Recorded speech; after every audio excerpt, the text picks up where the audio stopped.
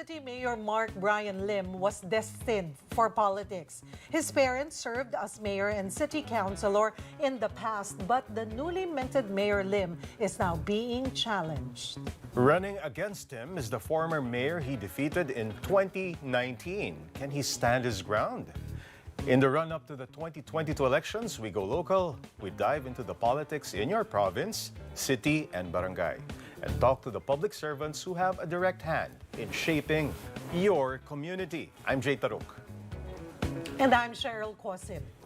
As they say, all politics is local. Every Dagupeño, young and old, takes pride in their milkfish. The saying goes, if you enjoyed the bangus you had for dinner, then it must be from the bangus capital of the world. When it comes to politics, though, the Dagupeños are divided after a new mayor stole the show in 2019. His name is Brian Lim, the son of former Mayor Benjamin Lim. Brian started as the executive chair of Dagupan City Bangus Festivals, then became city councilor, then vice mayor, and finally mayor, unseating the incumbent mayor, Belen Fernandez. This coming 2022 elections, Lim and Fernandez will be facing off again. Now that the Dagupeños have finally gotten a taste of what Brian Lim can do, will he still win his people's votes? Tonight, we welcome Dagupan City Mayor and re-electionist Marc Brian Lim. Good evening, Mayor. Good evening, Sir Jay. Good evening, Ma'am Cheryl. It's an honor and a privilege to be part of your show. Thank you very much for inviting me. Okay. Nako, I will let my partner, Cheryl, kasi Pangasinense ito eh. Oo, magkababayan kami, kaya lang siya Dagupan. Ako kasi Kalasyaw. Kalasyaw. Oo, pero magkadikit na ano yan, na town. Tama ako, diba? At, Tama po. oo. Pero itong si Mayor, okay, let's talk about your background first. Kasi ang kilala, lalo na sa mga mas may edad sa'yo, katulad ko, ang iyong ama na dating naging mayor. Ano ba saan ka ba nagsimula? As a politika po, I really consider myself as an accidental politician. Yung pong the first time that I was given the opportunity to serve as city councilor, ako po last-minute substitution po ako for a candidate who withdrew. Luckily, during that election, I was able to earn a spot in the city council. After that term as city councilor, I was also a last-minute substitute for the vice mayoralty position. So kung tutusin po, I was an accidental politician. Nonetheless, nandito na po yan, nabigyan po tayo ng pagkakataon na tumulong at magsilbi sa ating bayan. So we will just have to do our best. And that's what I've been doing ever since I entered public service naman po. At bakit naging substitute ka na naman? Okay, ilang beses ka na nagsa-substitute? Yung pong first time, mayroon po kami isang konsihal at that time who was a first-time candidate. But it was also the election wherein the PCOS machine was being introduced. Marami pong mga misunderstandings and misinterpretation on how the machine works. Mayroon po siyang kaparehong apelido na kandidato din. So at that time, he believed that magkakamali po yung tao, baka may boto yung kaapelido niya. So nag-withdraw po siya, and the last minute, literally 1 hour before the deadline, I was asked to substitute for him by the party. So yun po yung naging, kumbaga, my first foray into politics and public service. Mayor, you are running for re-election, no? May special reason ba kung bakit tatakbo ka ulit bilang mayor ng Dagupan? Opo, prior to my first term as mayor, marami po talagang mga plans and programs and projects that we wanted to implement in the city. However, this was all derailed kasi po nagkaroon tayo ng pandemic. Nag-iba po ng konti yung mga plano natin. Mas nag-focus po ang public service natin, ang government natin sa pagbibigay ng mga iba't ibang solutions with all the issues and problems that the pandemic gave us. So, hopefully, ito po with the second term and also projecting that the pandemic will probably at least be more under control in the next few years, we hope to pursue different projects within the city. Specifically, ito pong pagpapatayo ng isang Dagupan City Hospital at para po rin po matapos yung mga iba't ibang mga flood mitigation projects natin dito sa syudad kasi yun po ang perennial problem ng Dagupan City. Ito po mga pagbabaha from tidal flooding. So that is what I hope to achieve if given the opportunity to serve for another term as mayor of Dagupan. Pero yung first time na tumakbo ka bilang mayor, hindi biro, hindi rin madali. At ang nilabanan mo ay ang dating mayor na si Mayor Belen Fernandez. Although kilala na ang mga Lim na naging mayor nga, pero tingin mo, ano yung naging bentahe mo? Bakit ikaw ang napili ng mga taga Dagupan City over than Mayor Belen Fernandez? That's a very difficult question to answer. It was a situation po na I was the incumbent vice mayor who challenged the incumbent mayor. And with God's blessing and providence, tayo po ay nagwagi. Siguro po mayroon ding clear demarcation in terms of the sectors of society which supported each candidate. I would definitely say na as a younger candidate, siguro po mas naging voter base po natin yung mga mas batang mga botante. Maybe they were able to relate to me a little better.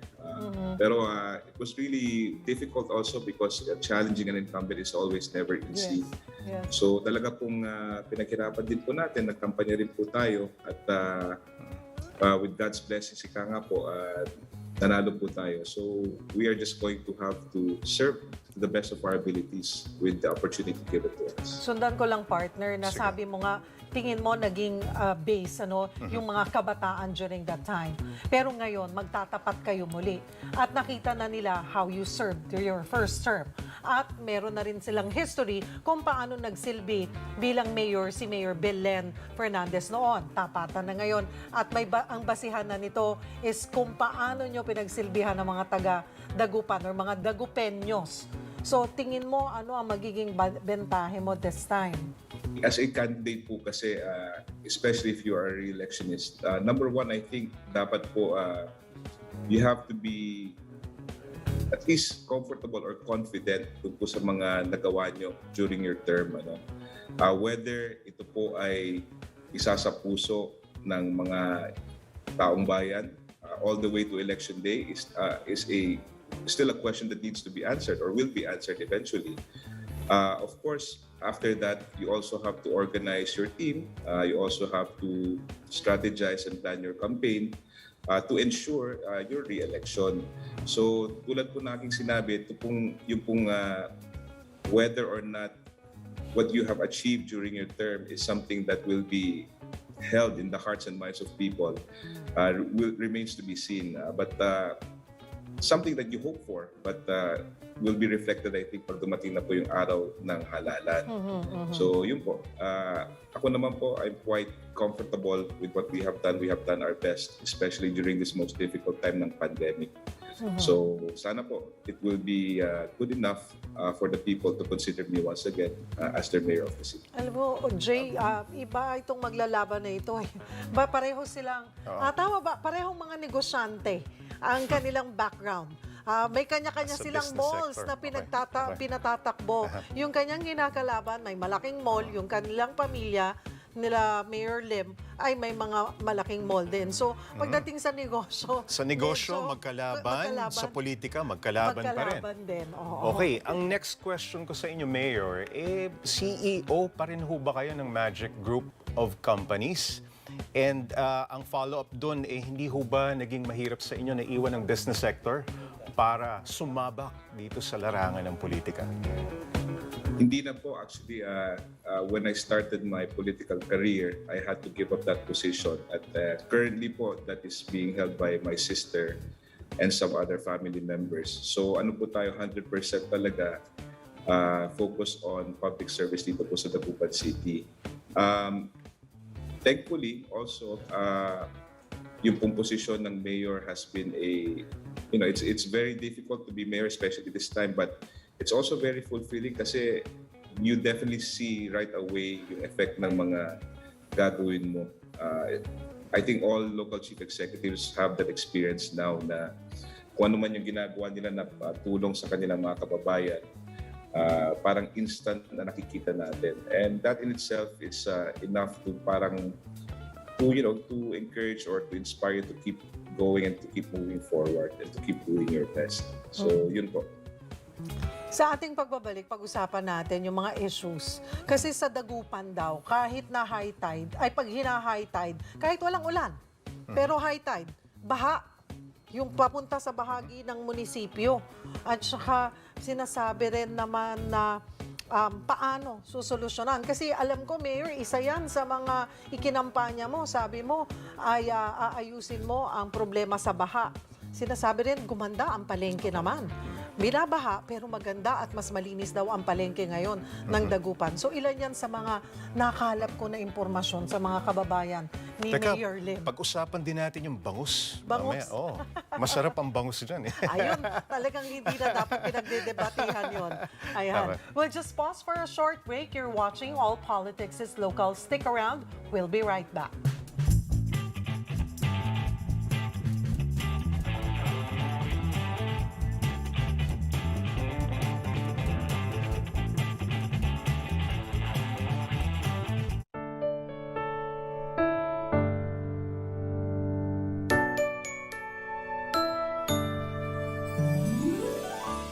Most of the street children come from these poor families. They are forced to get out of the confines of the families to help eke out a living for their own families. That's why Child Hope Philippines is here to be able to help guide them, to protect and uphold their rights and their welfare. Makikita natin dyan, meron dyan gumuhit ng kwento. Nakakatuwa actually nung nalaman namin na bibigyan kami ng school in a bag ng SMART dahil it is aligned in our program, the Street Education and Protection Program. No? Kasi pumupunta kami sa streets para mag-educate ng mga bata at malaking tulong yon kasi for our alternative education session. Tayo'y maging liwanag ng Pasko, tulong-tulong tayo. Sobrang thankful kami at nagbigay ang SMART at PLDT SMART ng tablet na magagamit ng mga bata namin para sa bagong yugto ng pag-aaral nila. Isa po itong isa katuparan ng pangarap ng aming organisasyon na makapagbigay pa ng serbisyo para sa aming mga batang kalye. Liwanag, ikaw at ako, tuloy pa rin ang Pasko. Maraming salamat po sa PLDT at SMART. Dahil sa tablet na binigay niyo po ay patuloy po kaming makakapag-aral ng mga batang kalye. Makakatulong po ito sa online class namin at pati na rin po yung mga lesson na nakalagay po doon ay matututunan po namin at mapag-aaralan. Nagpapasalamat ulit kami sa Child Hope Foundation dahil nga sa kanila naiparating din po ng PLDT SMART yung gusto naming effort na makatulong sa mamamayang Pilipino.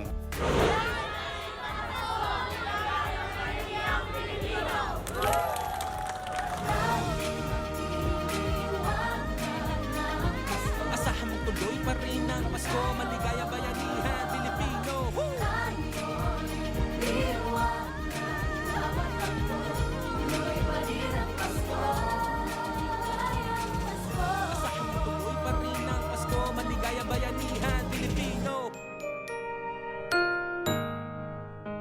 Cap the year with Cignal's December holiday deals, where we will give you more, and more.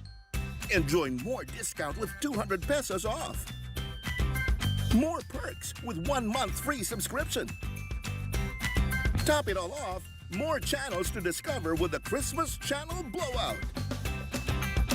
Now that's an awesome way to end the year. Cignal, live awesome.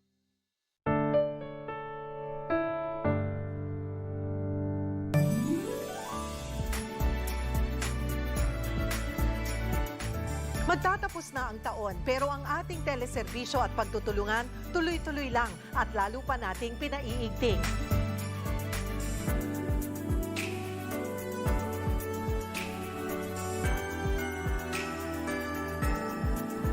Ngayong Pasko sa ngalan po ng mga bumubuo ng MVP Group of Companies at ng mga kaibigan at katuwang nito.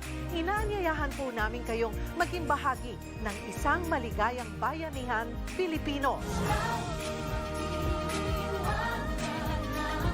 Asahan mo tuloy pa rin ang Pasko, maligaya bayanihan Pilipino. Woo! Asahan mo tuloy pa rin ang Pasko, maligaya bayanihan Pilipino.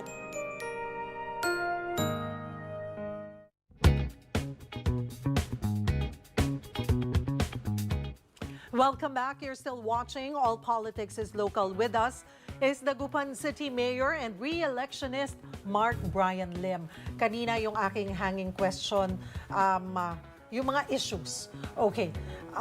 Ang sinasabi nila, isa nga, Mayor, doon during your campaign, sabi mo, susolusyonan mo ang problema sa flooding, sa waste management. Puntahan ko muna ang flooding dahil hanggang ngayon daw ay kahit na high tide at wala namang bagyo, wala namang ulan, pero high tide, bumabaha sa Dagupan. Yes, ito pong City of Dagupan, we have to first begin with yung pong topography ng aming city. Ito pong Dagupan City, we are basically the catch basin of more or less 7 river systems that originate even from outside of the province. Dito rin po sa Dagupan City, because of the 1990 earthquake, nagkaroon po kami ng land subsidence, which basically lumambot po yung lupa namin sa ilalim ng Dagupan City.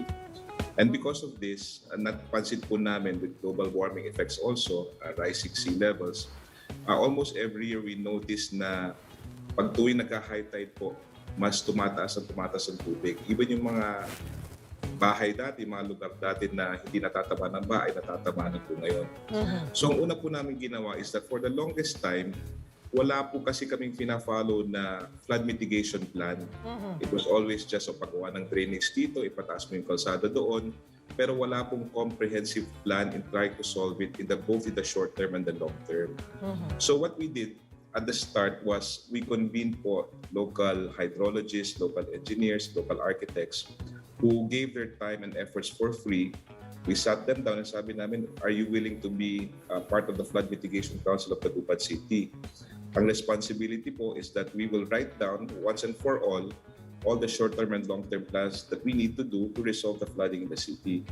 Of course, when we implement yung solutions, hindi naman po magic po yun, hindi naman po instant. Dahil for example, if we really want to resolve river flooding in the city, kailangan po mag-sheet piling on both sides of the rivers. And this will take a lot of money and a lot of time na hindi rin po kakayanan ng Dagupan City. So finally po, nailagay namin sa isang plano yung kung lahat ng aming gustong gawin. And then after that, we started doing our homework. Yung po mga malilit na goals po muna. One is that we started cleaning our drainages. We started to recover our creeks. So sa ngayon po, pag tuwing uulan, pag heavy rains po, wala pong problema. Kayang-kaya po ng mga drainages namin na ilabas yung tubig baha.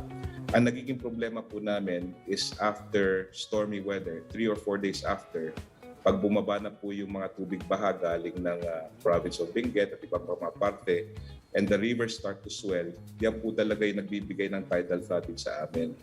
So ang long-term solution po dyan, tulad na nasabi ko, is sheet piling on both sides of the rivers, which will take millions, hundreds of millions of pesos. And we really need the help of the national government for this. But siguro po, ang pinakamaganda is that for the time being, at least we have a plan in place that we will have to follow. And this plan po kasi, ang kagandahan nito, hindi po siya political. We planned it so that kahit na hindi na po ako mayor, kung may sumunod na mayor, all they have to do is look at the plan and to follow it to slowly but surely resolve the flooding in the city.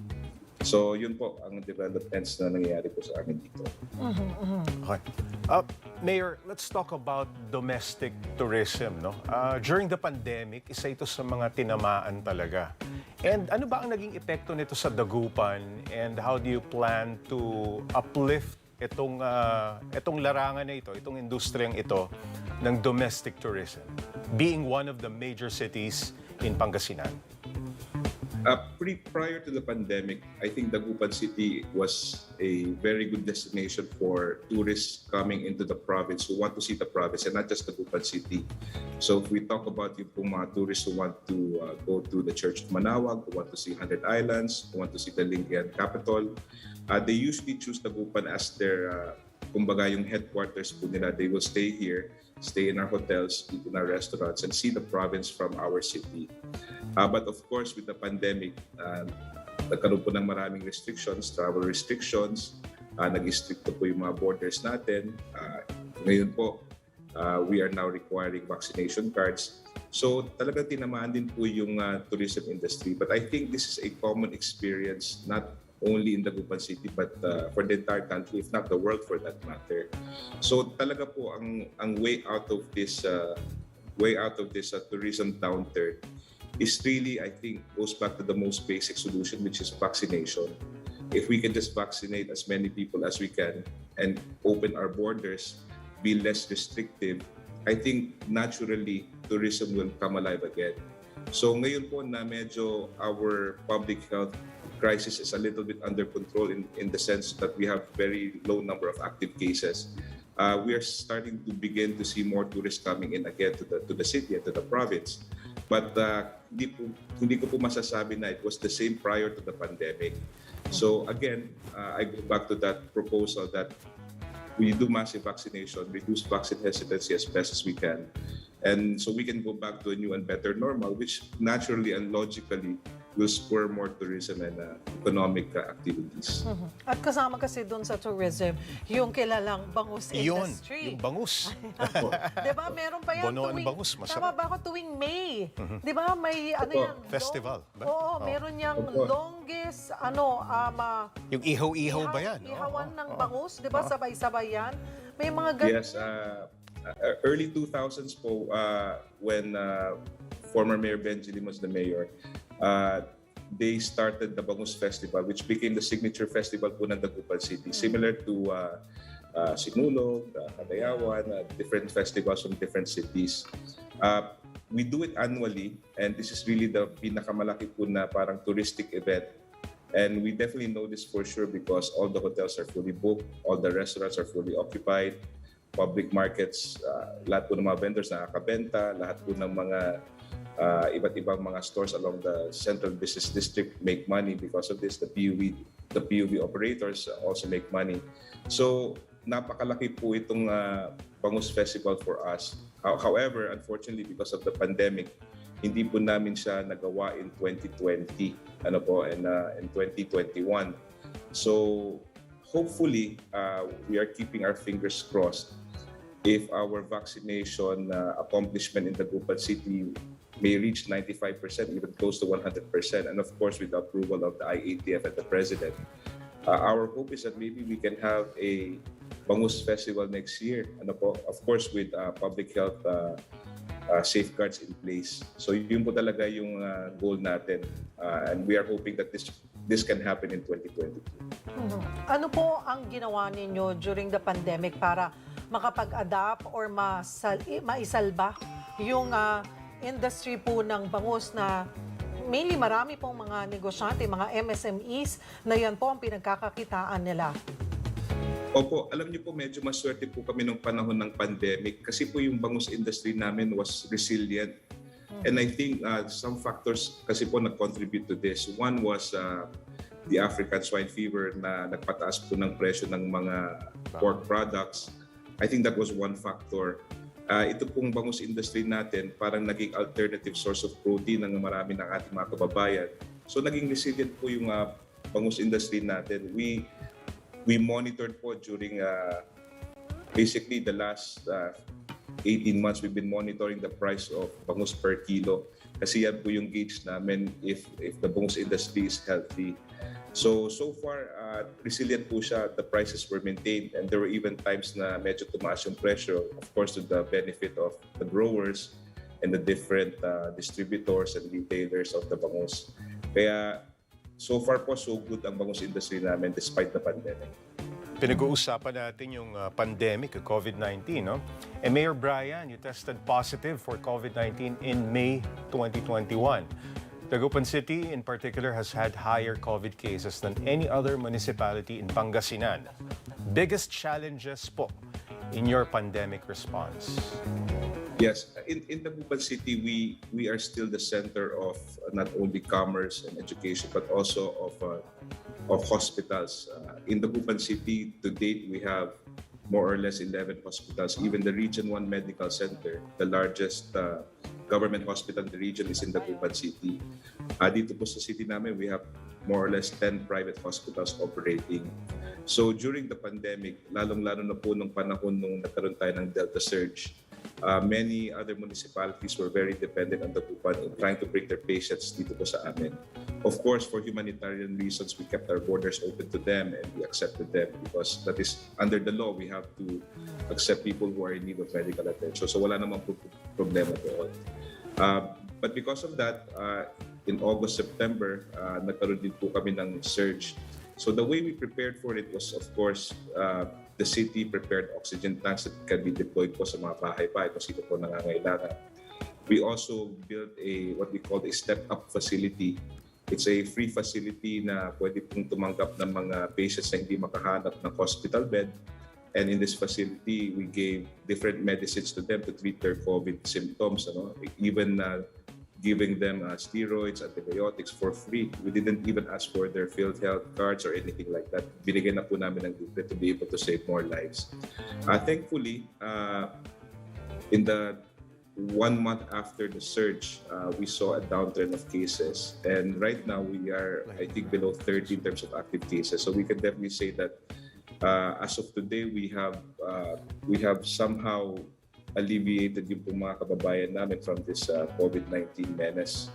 However, looking forward, we are also keeping a weary eye on the Omicron variant. No recorded yet of this variant in the Philippines. Nonetheless, I think incumbent po ito sa ating mga local chief executives to still prepare for it. Kasi di po natin alam kung magkakaroon po ng surge in the future because of this Omicron variant. So it pays to be prepared also for this.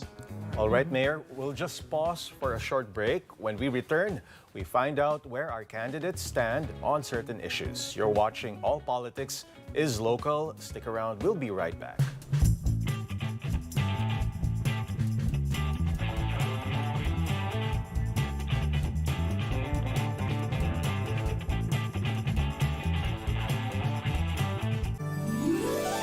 Anumang hamon ng mundo, magkasama tayo, itutuloy ang Pasko.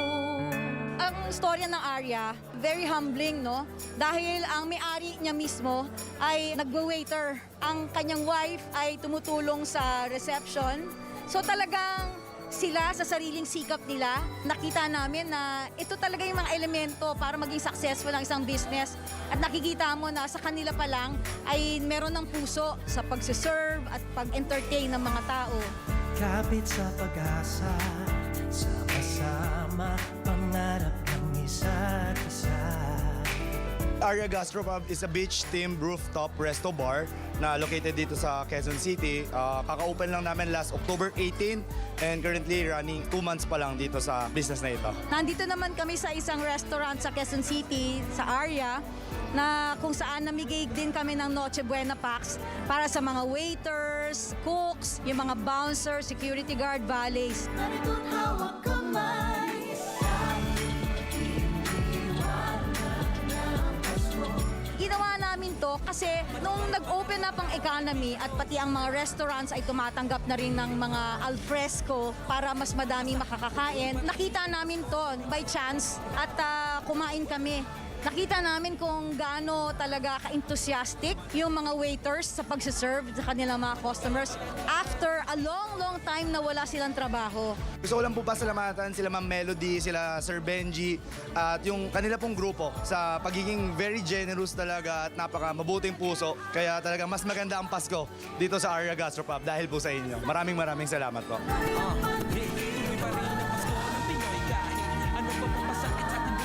Ang tuloy tuloy pa rin ang Pasko ay isang movement, no?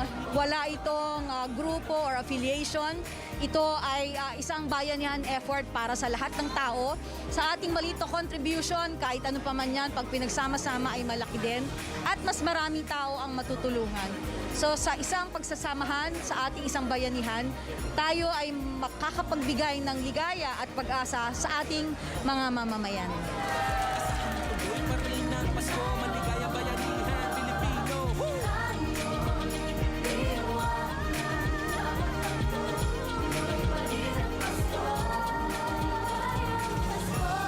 Tuloy pa rin ang Pasko, maligaya bayanihan Pilipino.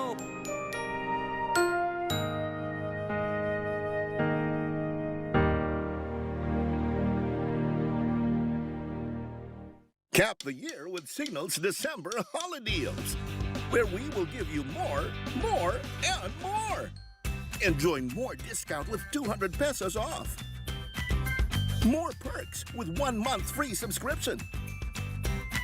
Top it all off, more channels to discover with the Christmas channel blowout. Now that's an awesome way to end the year. Cignal, live awesome.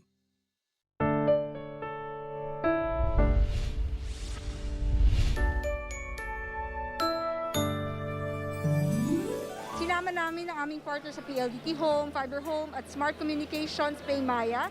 At tulong-tulong kami dito ngayon. Nag-umpisa kami dito sa Quezon City, sa District 2. Pinili namin talaga yung mga jeepney drivers. Talaga sila rin isa sa mga naapektuhang sektor dahil nga walang mga biyahe, walang mga trabaho. Kaya naisip namin magandang pagsamasamahin sila dito sa District 2 at sila ang bigyan namin ng magandang Noche Buena this Christmas season. Ang hanap buhay ko lang yung pagdi-dispatcher. Hanggang ngayon, nagdudusa pa rin ako eh. Kasi kukunti pa lang ang bumibiyahe. Sobrang blessing. Grabe. Kasi wala akong cellphone eh. Nagpapasalamat ako sa Smart, sa PLDT. Kami po ay nagpapasalamat kasi 2 taon halos kami walang biyahe. Maganda po ang magiging Pasko namin kasi ito nga, nagkaroon ng biyaya, bigay ng PLDT at saka Smart. Tuloy pa rin ang Pasko ng Pinoy kahit ano pa mang pasakit sa atin dumalakit. Pag-ibig sa ating puso. Ay, pagdating sa sa PLDT and Smart, yung original na plan ay yung mga food packs lang. Pero dinagdagan pa nila na ng vitamin C, tas mga ibang mga gamit pa. Sobrang generous talaga ng PLDT and Smart. Pati yung QCID registration, on the ground barangay QCID registration, para at least mas ma-access ng mga tao yung mga programa at ayuda from yung government. Maligayang Bayanihan Pilipino. Maligayang Bayanihan Pilipino. Maligayang Bayanihan Pilipino. Asahan mo tuloy pa rin ang Pasko, maligaya bayanihan Pilipino.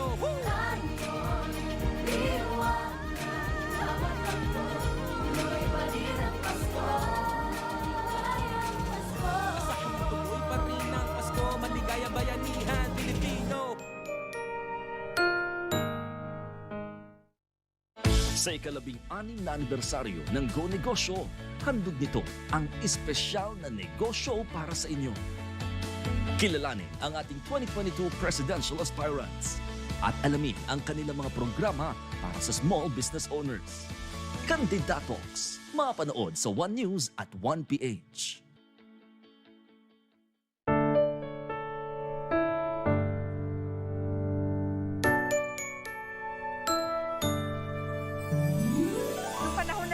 COVID na kulang yung facilities natin for responding to COVID patients. Mabilis namang tumugon si MVP at sabi niya sa amin ay tulungan natin. Itong pandemya, itong COVID, ang pinaka-naapektuhan ang ating mga health workers kasi sila kahit Pasko, tuloy pa rin ang trabaho. Kaya gusto namin tulungan sila. Tuloy pa rin ang Pasko. Kahit ano pa dinadaan na paghihirap, there will always be a reason to celebrate Christmas. Itong taon na to ay hindi naging maswerte para sa atin, kaya naman lahat ng MVP groups ay ito ang ginagawa, tumutulong sa ating mga kababayan. Even in the middle of the pandemic, gusto natin ipahatid ang pagmamahal sa ating mga mamamayan, lalo na doon sa mga nangangailangan. Sa tingin ko, damang-dama natin na kahit saan kaya lumingon, may pagkakataon kang tumulong. Saan natin mapapadama ang tunay na diwa ng Pasko para sa ating mga kababayan. Tayo'y magliliwanag ng Pasko. Tulong-tulong tayo. Tayo'y liwanag, ikaw at ako. Tuloy pa rin ang Pasko. Yeah, tuloy pa rin ang Pasko ng Pinoy kahit ano pa mang pasakit sa ating dumalakit. Pag-ibig sa ating puso ay mamamalagi na para bang ngiti dito sa ating labi. Basta ating mga puso ay magkakaritmo, magkasalot, magkaramayan lang ang hiling ko. Asahan mong tuloy pa rin ang Pasko, maligayang bayanihan Pilipino. Malaki na pong bagay sa akin yung ibinigay yung suit. Aba, ngayon na po kami makakatikim uli ika nga may hamon. Tuloy po ang Pasko dahil may pang Noche Buena na po kami. Nagpapasalamat ako sa mga tulong na inihandog dito para sa amin. At ito'y kailangan talaga ng mga pamayan ng tribo. Sa ngalan po ng aming samahan, kami po ay taos pusong nagpapasalamat. Tayo'y magliliwanag ng Pasko. Tulong-tulong tayo. Tayo'y liwanag, ikaw at ako. Tuloy pa rin ang Pasko. Tayo'y maging liwanag ng Pasko. Tulong-tulong tayo. Tayo'y liwanag, ikaw at ako. Tuloy pa rin ang Pasko. Ngayong 2021, kahit nasa gitna pa rin tayo ng pandemya, ay hindi tayo tumitigil sa pagbibigay tuwa at ngiti sa bawat isa. Kaya naman ngayong Pasko, tuloy-tuloy nating ipasa ang saya para sa isang maligayang bayanihan. Ngayong Pasko, ang hashtag main goals ko ay makapagmasaya at magbigay tulong sa mga nangangailangan. Magtatapos na ang taon, pero ang ating teleserbisyo at pagtutulungan ay tuloy-tuloy lang at lalo pa nating pinaiigting. Hindi pa din naging madali ang 2021, but we can proudly say na lumaban tayo and we gave it our all. At patuloy tayong lalaban at magtutulungan. Christmas is not only a season, it is also a mindset of being thankful, of giving, of sharing. Which is why we always say every day should be Christmas. The pandemic has hurt all of us, but in a way it has made us realize that we cannot survive it if we don't share with others. Kasama niyo po ang MVP Group sa adhikaing ito. Maligayang bayanihan para sa maligayang Pasko. Asahan mong tuloy pa rin ang Pasko, maligayang bayanihan Pilipino.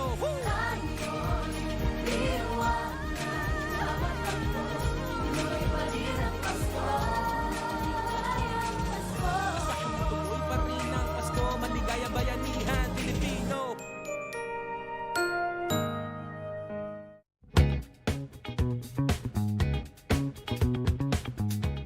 Welcome back. You're still watching All Politics is Local with Dagupan City Mayor and re-electionist Marc Brian Lim. And it's time for our lightning round where we ask candidates their stand on certain issues. Simple lamang po, pro or anti, Mayor. Ayan. Dito muna po tayo. Although kanina maganda na yung sinabi niya na even yung mga gamot, isa sa mga pandemic response nila ay libre, wala na, hindi na hinahanap pang PhilHealth. Pero ito po, ano po, pro o anti kayo sa free swab test? It depends po. It depends. Kasi po ang testing, there is an attached cost to it. It would be unfair to say na pro if I say pro at yung mga ibang LGUs are not able to afford it. It would not be effective also. It will not be applicable to them. But I think yung magandang gawin po dyan is regulation by the national government in terms of its prices. I think if they can regulate it and perhaps even subsidize partially yung pong magiging cost sa LGU in terms of antigen or PCR testing, then I think that will be more applicable to us. Diyan po sa Dagupan, kayo po ba ay nagbibigay ng libreng swab test?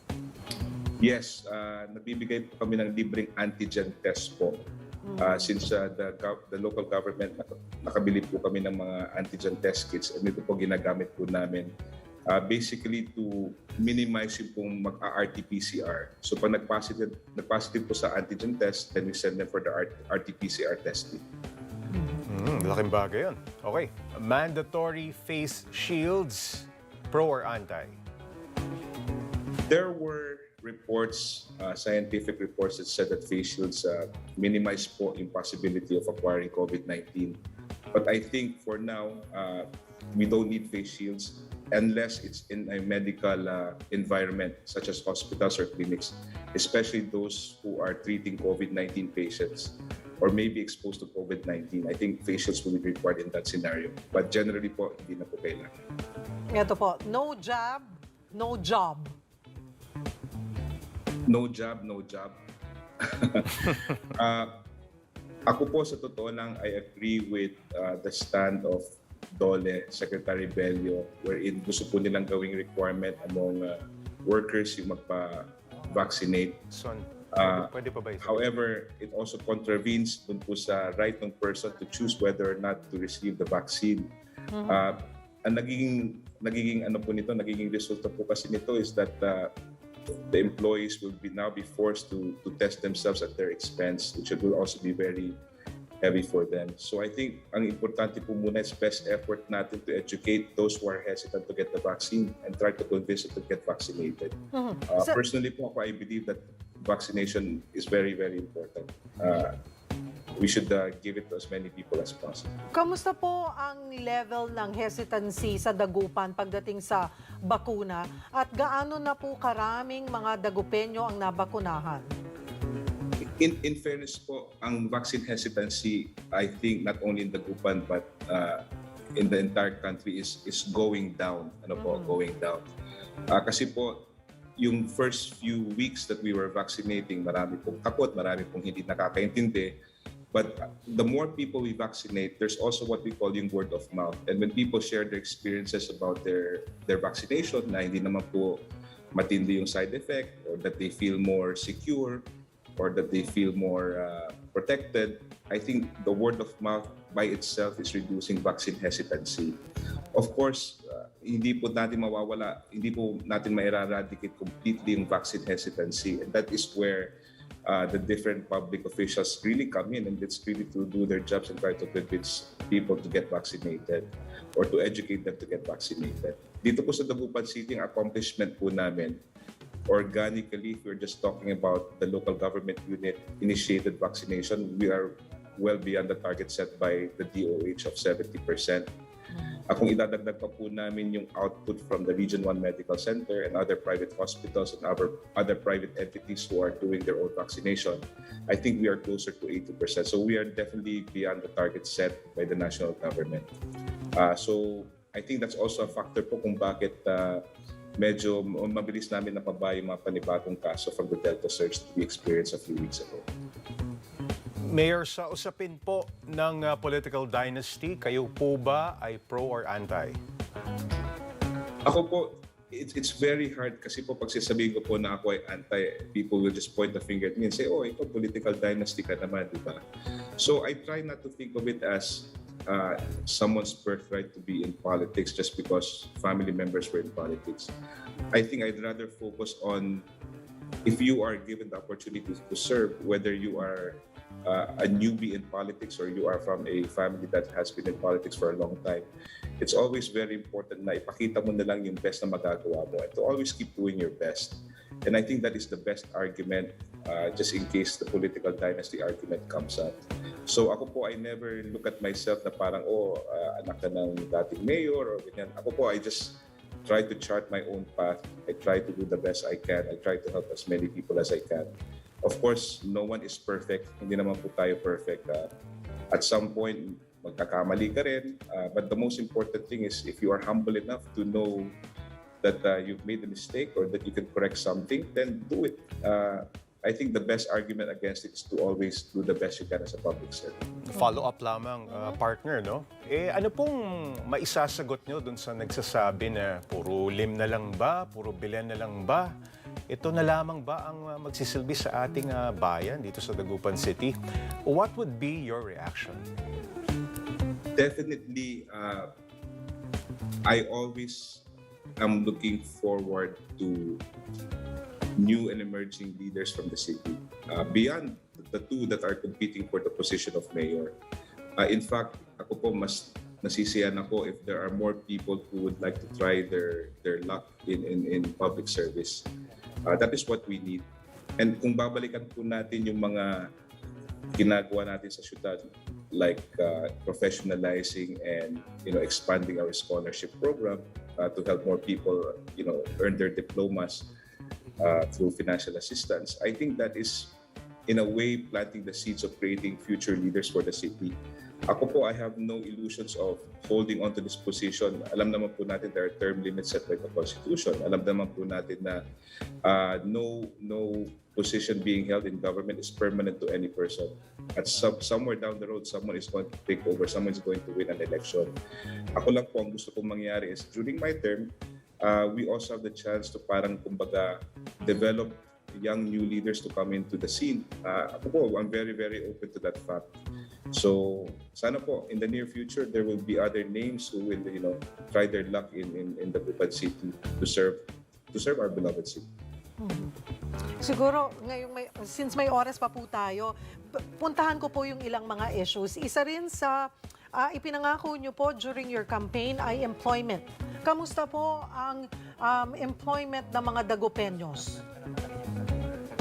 Yung pong pandemic has really brought a lot of challenges to the city and to the country and to the world as a whole. Because of people na natatakot po sila na kumbaga lumabas because of the virus, dahil po nagkaroon ng a lot of lost opportunities in terms of employment. Talaga po, hindi po namin mai-deny that we have a lot of work to do in trying to employ more people. Kung titingnan lang po natin yung mga na-repatriate na OFWs natin that the government are continuously helping. So far, ginagawa po namin is we are trying to maximize din yung mga assistance na makukuha namin from DOLE. Like for example, yung pong Government Internship Program or GIPS. As much as possible, yung pong mga DOLE tupad, we are trying to maximize from the national government para po mabigyan natin kahit ng short-term employment yung mga nangangailangan. But again, if we're talking about job creation, we are also trying to do our best to create more job fairs in terms of IT-related job opportunities. But again, if we really want to look at it holistically, talaga po kinakailangan the economy as a whole has to bounce back. And ito po talaga yung pinakamalaking factor in creating more jobs for Filipinos in the future. Progresibo po isang syudad ang Dagupan. Pero ang puna po ng iba, bakit daw ho hanggang ngayon napakaluma ng munisipyo? Yung pong munisipyo po namin has been the city hall since the city was chartered. In fact, yung pong mga kababayan natin, an overwhelming majority of our fellow Dagupeños have a sentimental place in their heart yung pong location ng city hall. So previously, there were attempts to change its location, but for different reasons, we saw na hindi po talaga dapat i-transfer yung City Hall. So what we're trying to do right now is try to renovate it piece by piece, because kung magtatanong po kayo, talagang they really are adamant in maintaining the City Hall in this place. So what we're trying to do na lang is try to renovate parts of the City Hall to make it a little bit more modern, to make it a little bit more productive for our colleagues sa LGU. So mananatili po yung City Hall where it stands now, but with renovations and improvements in the near future. Medyo kasi maliit ang pero it's been there. It's been there. Sinauna na talaga. Nandun na yung City Hall na yon. Iko-connect ko lang po ng kaunti na parang tama ho ba yung nakalap ko na si dating former Mayor Belen Fernandez donated na kasing laki po yata ng 1 hektaryang lupa na I don't know kung intended ba ito para sa paglilipat ng munisipyo. Basta dinonate niya ito. Ito po ba'y nagamit na or ano po ang balak natin? Sayang din po yun, 1 hektarya. Siguro po to answer it more diplomatically, this was one of the issues in the prior election which became kung saan po maraming tao had their own opinions about it. But On my part, I would definitely say that the overwhelming majority po ng mga Dagupeños did not want the City Hall transfer to that particular site for many reasons. But since it's so yun po. donated, pwede pong mapakinabangan yun, ano? Opo, donated po siya, pero mayroon pa po mga other information about the property na siguro po we'll just leave to your researchers. Okay. All right. We'll just pause for a short break. Stay tuned for our challenge. You're watching All Politics is Local. Stick around. We'll be right back.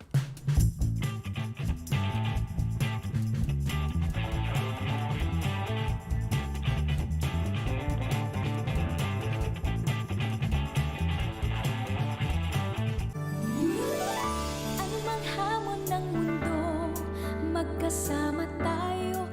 This event is in connection with the 39th founding anniversary of the Naval Reserve Command. And in celebration of this activity, we have several activities like this. Today, it's a gift-giving feeding activity to 300 families of Barangay 655 Intramuros. The reason why we chose Barangay 655 is because the headquarters of the Naval Reserve Command is just here in Intramuros. Pasakit sa ating bumalaki, pag-ibig sa ating puso ay mamamalagi, na para bang ngiti dito sa ating labi, basta ating mga puso ay magkakaritmo, magkasalap, magkaramayan lang ang hiling ko. Asahan mong tuloy pa rin ang Pasko, maligayang bayanihan, Pilipino. Woo! We have targeted many barangays within the periphery ng Intramuros.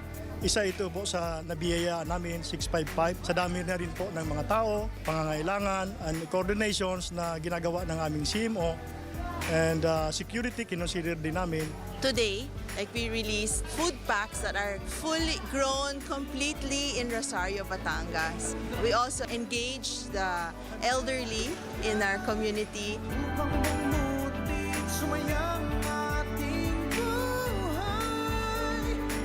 We're very grateful to our strategic partner, Makati Medical Center Foundation, Alagang Kapatid Foundation Incorporated, and all other foundations under the MBB group of companies. Talagang nagpapasalamat po kami at sa lahat ng mga biyaya na sinashare nila sa amin. Kailangan talaga tuloy-tuloy ang Pasko, especially during these most difficult times of the pandemic. Nagpapasalamat po kami dito po sa Tuloy Pa Rin ang Pasko, all the MVP foundations that we're giving to all of them. Thank you. We're still doing this. We will keep on doing it as long as nandyan ang Pasko na hindi ho natin masasabi mawawala ho ang Pasko. Nandito pa rin ho ang Pasko. We are now in our second year of the pandemic. Sana nga po tama na, no? Or matigil na yung pandemic. Despite all of the challenges, all of the things that we still continue to undergo, we want to make sure that our Christmas is not just happy and merry, but also very healthy. Ginagawa natin po ang lahat bilang Makati Medical Center Foundation to make sure na tuloy-tuloy pa rin ang Pasko. Asahan mong tuloy pa rin ang Pasko, maligayang bayanihan, Pilipino. Woo!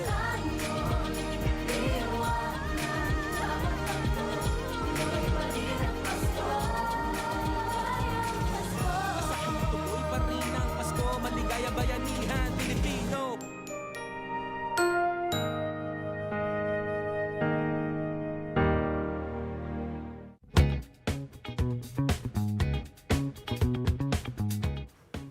Welcome back. You're still watching All Politics is Local with us, Dagupan City Mayor and re-electionist Marc Brian Lim.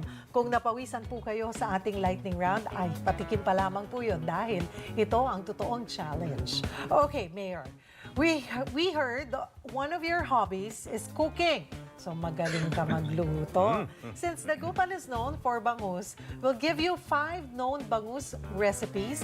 Then you tell us sinong known personality or person close to you, ha? Dapat close to you ang ikino-connect mo to each recipe. Just one person per recipe. Okay? Ayan. Ito ba ginagawa mo? Tanungin ko muna, ang relleno. Kilala pag sinabi bangus, diba? Rellenong bangus. Masarap yan. Oh. Sanay ka ba gumawa talaga ng rellenong bangus? Medyo challenging yun. Very challenging po yung relleno. Usually yan po yung prepare pag meron po talagang malaking okasyon. So ang ginagawa po talagang tinatanggal yung meat na bangus and then hinahalo po ng ibang ingredients and then you have to stuff it back into the bangus. So kung tatanungin niyo po ako which famous person I would connect to this, si President Duterte na lang po siguro because it's a very colorful dish. And alam naman po natin si Presidente pag nagsasalita po yan, very colorful din po.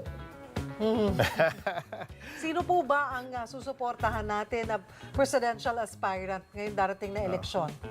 Nako, mahirap pong sagutin yan. Wala pa? Alam mo, partner, ang pinaka-safe siguro na sagot dyan yung mananalo. Okay, Mayor, eto, yung next recipe. Inihaw na bangus. Posible kaya na yung gusto nyong ihawin? Pwede rin naman. Yung pong inihaw na bangus, I would say siguro I would relate it more to my father kasi when he started the Bangus Festival many years ago, nagkaroon po kami ng attempt to have the world's longest grill which we were able to do successfully at naging feature po doon yung inihaw na bangus. At yung pong inihaw na bangus, yan po yung kung tatawagin po talaga yung mga true-blooded Dagupeños, yan po talaga yung parang original presentation ng bangus pagkakain na inihaw na bangus. At yung tira nun, pwede mong ipatong sa pinakbit. Pakbet. Hindi ko alam yun. Ganon, Hindi diba? Pag may natira Opo, kang may natira ka sa inihaw na bangos, yun ang ginagawa Pampalasa. namin. Yun Pampalasa. yung pampadagdag ng laman ng pakbet para hindi lang gulay, Okay. may inihaw na bangus kasama. Yun ang Nakakagutom, naalala ko pag may natira-tira sa... Nakakagutom. Dito naman tayo, paksiw na bangus. Paksiw na bangus, ito po not quite famous in terms of the preparation pero ito po kumbaga it reminds me of someone who is tough, resilient, someone who wants to chart her own path. So I would say na this dish reminds me of Vice Presidential aspirant Mayor Sara Duterte. Ayun na yung Inisip ko sagot. kasi maasim. Ayun na yung sagot dun sa una mong tanong. Hindi. Oo, ayun na, iko-connect ko na lang. Kayo na lang bahala doon, mga kapatid. Mag-interpret. Ang susunod na recipe, pritong bangus. Prito. Yung pong pritong bangus, lahat po ng Pilipino, pag sinabi niyo pong bangus, they imagine yung pong boneless bangus na prinito. Ito po yung presentation na familiar po sa kanila. Acceptable basically the entire country. So I would say in relation to a famous person, si presidential aspirant Bongbong Marcos would be someone that I would relate to this. Pritong bongbong. So, naisip na natin, paksiw na Sara or pritong bongbong. Eto, sinigang na bangus. Sinigang, yan po, sikat po yan pag tag-ulan. Sarap pag malamig yung panahon, yan po ang usually na hinahain po dito po sa Dagupan City. Nakakainit po ng tiyan. It's dependable, it's comfortable. So I would say, Senator Bongo, yan po ang I would say, I would relate to sinigang na bangus. Senator Bongo. Ano po bang paborito niyong bangus recipe? Ako po, sa totoo lang po yung inihaw. Yung pong inihaw na pati po yung laman loob kasama na iihaw with inside the bangus. Yan po talaga yung original presentation na ever since bata pa po kami. That's how we eat bangus. Oo, ganun sa Dagupan. Hindi nila tinatanggal yung laman loob. Iihaw nila. Oo, kasama yun. Tapos ako, kinalakihan ko, sasawsaw siya sa kalamansi at monamon. Opo, bagoong. Ayun, tawag namin monamon, yung brown na bagoong. Iba-iba yan eh, bagoong isda, diba? Monamon ang alam Ako, kong partner, tawag. tanungin mo ako, anong paborito? Bangus na gusto mo? Anyhow. Masarap ang bangus eh. Sige, Okay, magpaalam na tayo. Ang bahala sa bangus mo. Okay. Ayan. Thank you for joining us this evening, Dagupan City Mayor and re-electionist Marc Brian Lim. Salamat po. Thank you very much. We've asked the questions and gotten to know your candidates a little bit better. Now it's up to you to vote. I'm Cheryl Cosim. And I'm Jay Taruc. Join us tomorrow for another episode of All Politics is Local, here in One News.